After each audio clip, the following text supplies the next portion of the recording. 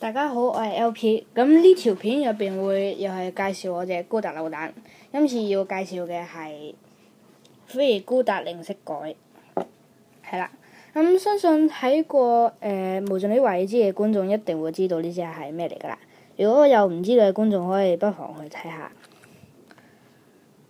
大致上都係同劇中嘅設定差唔多嘅，對翼都係有好好做嘅，係可動嘅。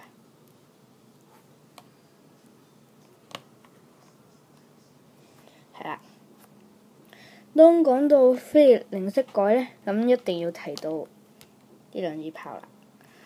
相信如果睇過嘅觀眾都會知道呢兩支炮係有咩功能㗎啦。冇錯，就係合埋一齊啦。喺扭蛋入邊，佢都會有呢個功能嘅，佢會俾一個連接部件嚟，係細細地嘅。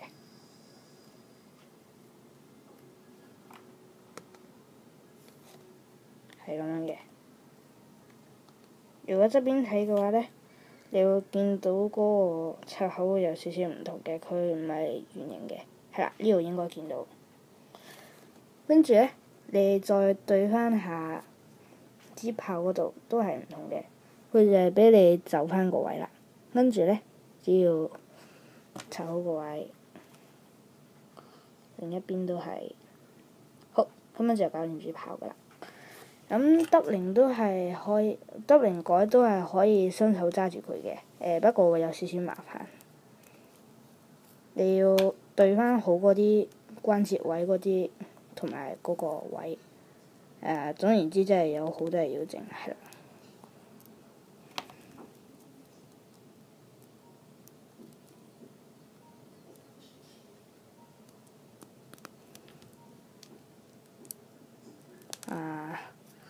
咁如果有嘅觀眾可以自己試下啦，因為呢度太嘥時間啦。好，咁我哋要講另一樣嘢啦，就係佢對翼。對翼呢係可動嘅，而且呢，你見到呢度，其實呢，佢係可以拆出嚟嘅。咁你拆出嚟呢，你可以交換擺，按照你喜好咁樣擺嘅。至於可唔可以重現劇中嘅動作呢，係比較難嘅。不過如果將對翼鋪上前面嘅呢種程度嘅話，應該都係得嘅。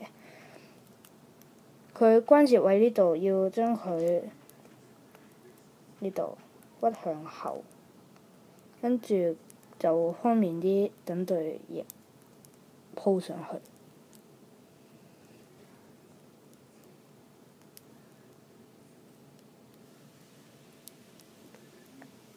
係啦，可以咁樣鋪上去嘅。不過係可惜係冚唔晒嘅。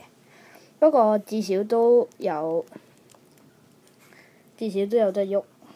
係啦，順帶一提，背面呢對翼都係可以喐嘅，不過可動範圍比較少。係啦。仲有一樣嘢要提醒各位觀眾，你見到呢啲地方呢係全部畫晒線嘅。呢啲線其實係我自己用模型筆畫嘅。呢啲位都係嘅。咁抽出嚟嘅應該都係普普通通冇呢啲線嘅。咁如果各位係追求完成度高嘅話，咁可以自己試下畫線嘅。再唔係嘅話，如果你有模型筆嘅話，都可以上埋啲色，例如好似呢度咁樣。係啊，咁我今日嘅分享係咁多，多謝收睇。